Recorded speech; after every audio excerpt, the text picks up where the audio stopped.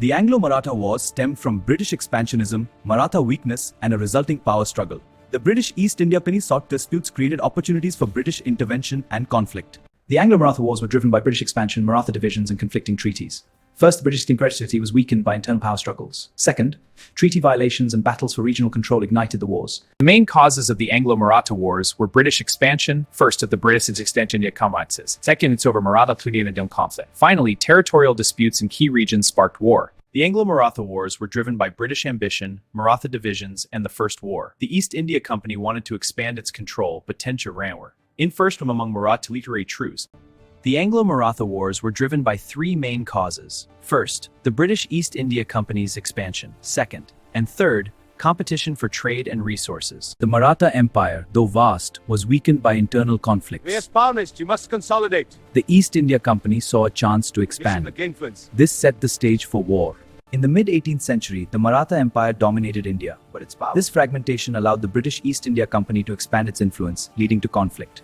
The result was the Anglo-Maratha Wars. In the mid-18th century, India was a fragmented landscape of competing powers. The East India Company expanded from its coastal bases, forging alliances and setting the stage for conflict. In the mid-18th century, the Maratha East India Company was expanding its influence in Bengal and Madras. The declining Mughal Empire was caught with East Orders. This rivalry set the stage for the Anglo-Maratha Wars. In the 18th century, India was a patchwork of powers. The Marathas, fragmented after their Peshwas, its emperor, Ubaidah. Sensing opportunity, the British East India Company played a pivotal role in the Anglo-Maratha conflicts. This being Maratha divisions. Through wars and alliances, the company dismantled the empire. It disruled in India. The British East India Company, a trading entity, expanded its influence in India through military force. This led to the Anglo-Maratha conflicts. The company became a colonial power. The British East India Company exploited trade rivalries to intervene in Maratha politics. These lands are ours. This led to Battle Asai, a company victory. The company transformed from traders to rulers. The British East India Company sought to expand its control, leading to the Anglo-Maratha conflicts. This led to prolonged wars. The military superiority fueled their aggressive expansionist subcontinent. The British East India Company transformed from traders to rulers through conflicts like the Anglo-Maratha Wars. This led to the Marathas' decline in India. Their legacy shaped modern geopolitics.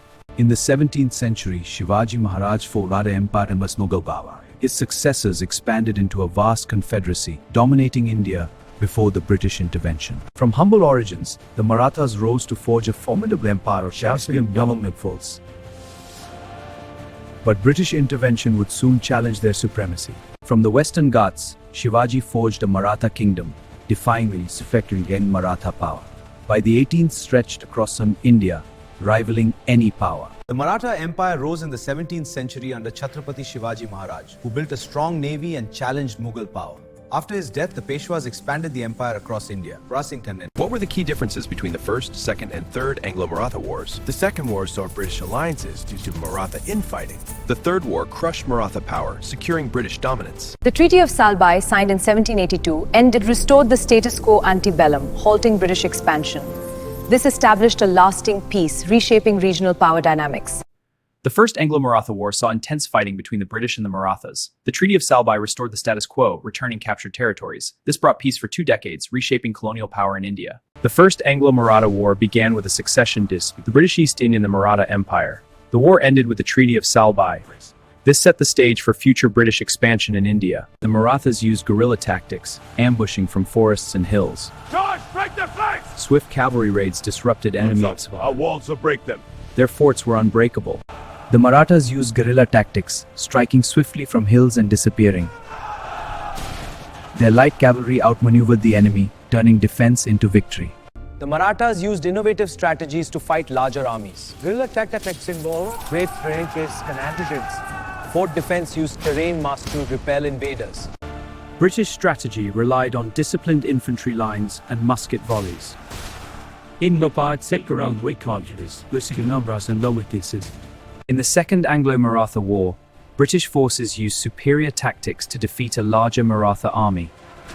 At Asai, they maneuvered strategically. The Marathas controlled the region. The Second Anglo-Maratha War showcased British tactical innovation. They used rapid marches and alliance answers, and cavalry flanks were decisive. These tactics secured British dominance in India. The British relied on disciplined infantry and coordinated artillery to counter Maratha numbers. Cavalry charges tested British lines, but their formations held firm. The Battle of Assaye in 1803 was a pivotal moment in British expansion. Wellesley's tactics developed in superiority. This victory opened central India to British control, reshaping the subcontinent. The Battle of Assaye in 1803 was a turning point for British expansion in India. Arthur Wellesley's trick to incur power to growing strength, it marks trajectory as one of India's culture. Peshwa Bajirao II's reign was defined by vacillation and appeasement, ceding Maratha power to the British. The company demands your submission, Peshwa. Marked the empire's tragic decline. How did the Marathas weaken their resistance? We must unite against the British threat. But the Peshwa's rival scheme for power. Our Daesh's greatest enemy! Divided, they fell to the British. The Anglo-Maratha Wars and Anglo-Mysore Wars were pivotal in British expansion in India. The Maratha Wars. The Mysore War lasted 32 years, ending with Tipu Sultan's defeat and British supremacy.